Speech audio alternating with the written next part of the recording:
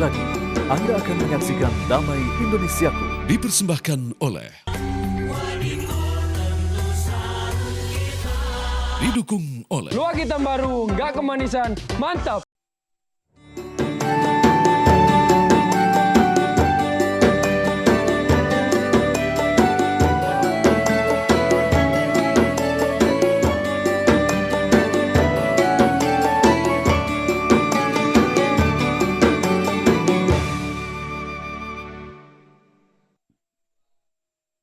Assalamualaikum warahmatullahi wabarakatuh.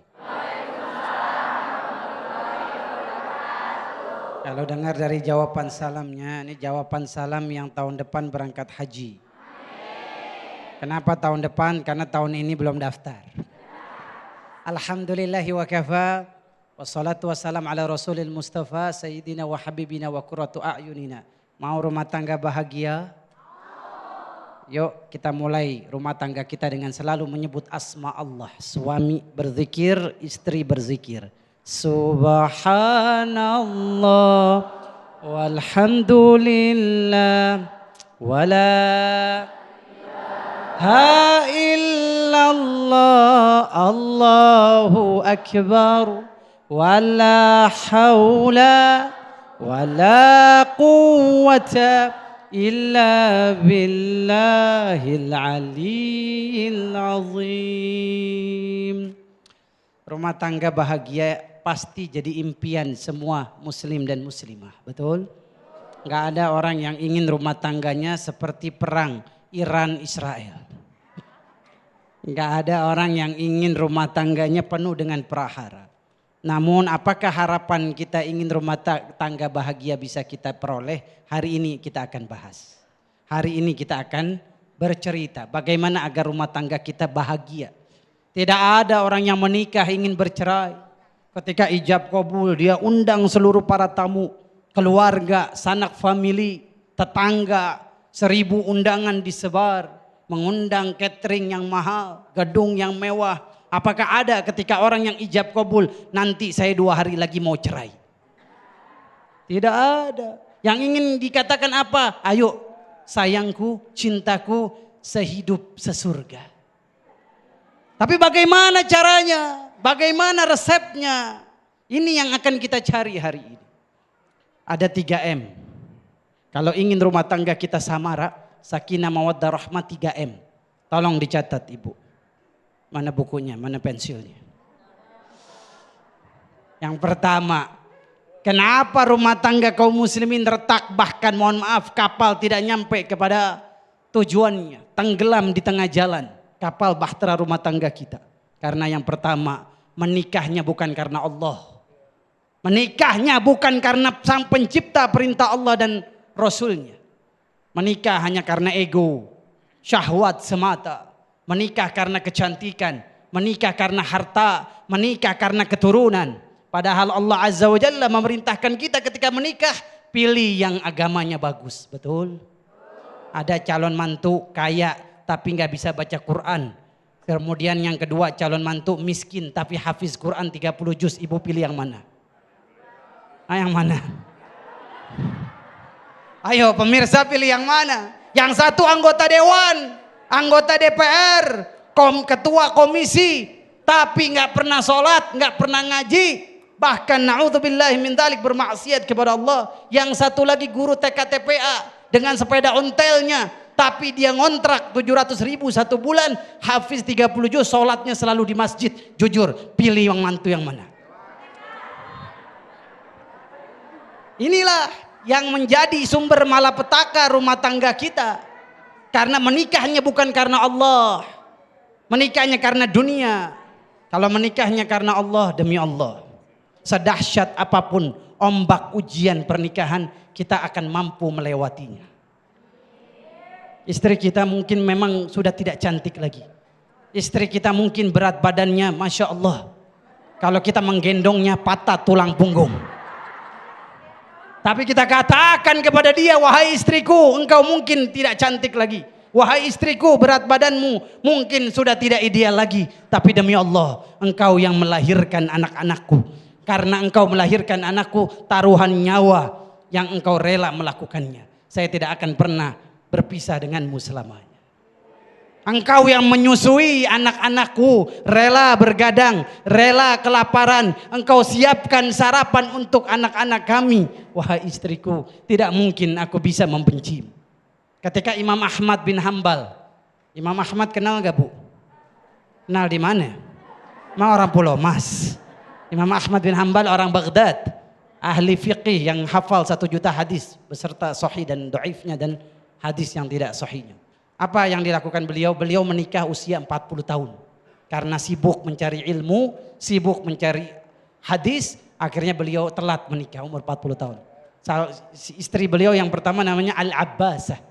Ketika beliau menikah, diceritakan oleh istri beliau, saya tidak pernah berdebat, berselisih paham dengan Imam Ahmad selama 30 tahun.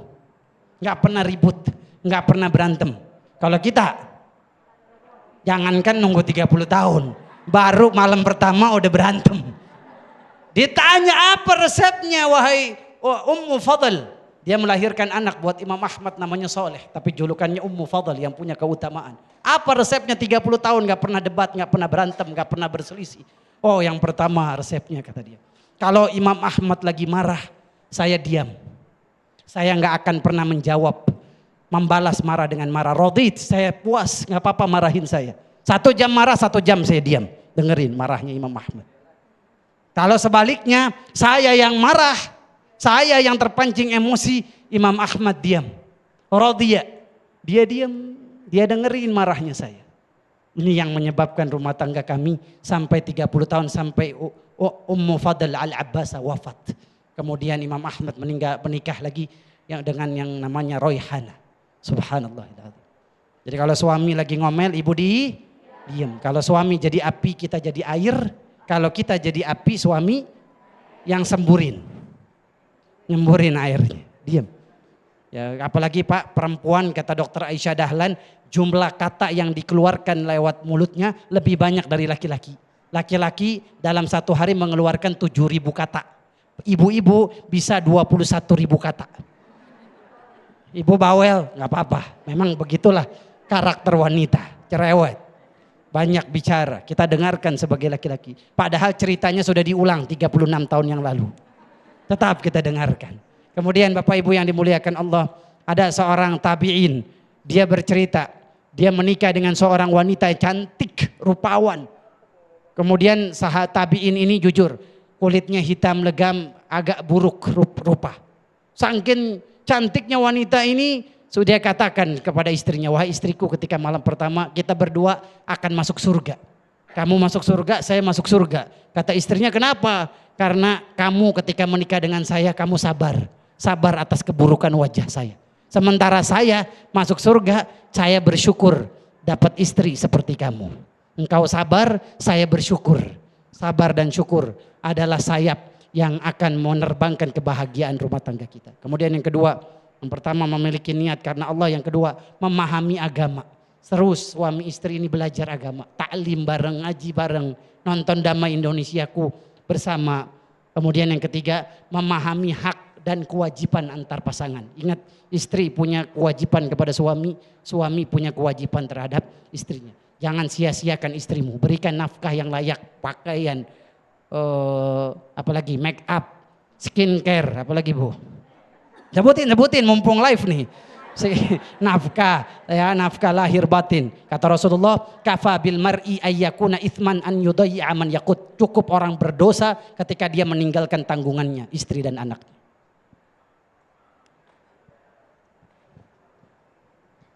Bismillahirrahmanirrahim. Assalamualaikum warahmatullahi wabarakatuh. Innalhamdulillah, summa salatu wassalamu ala rasulillah, la hawla wa la quwata illa billah.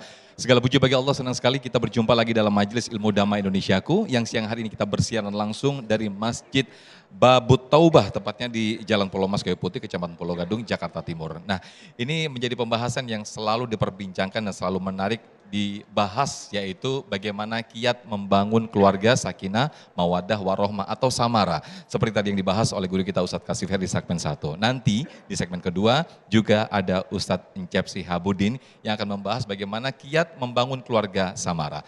Inilah pemirsa Damai Indonesiaku yang dipersembahkan oleh Sarung Wadimor, tentu sarung kita.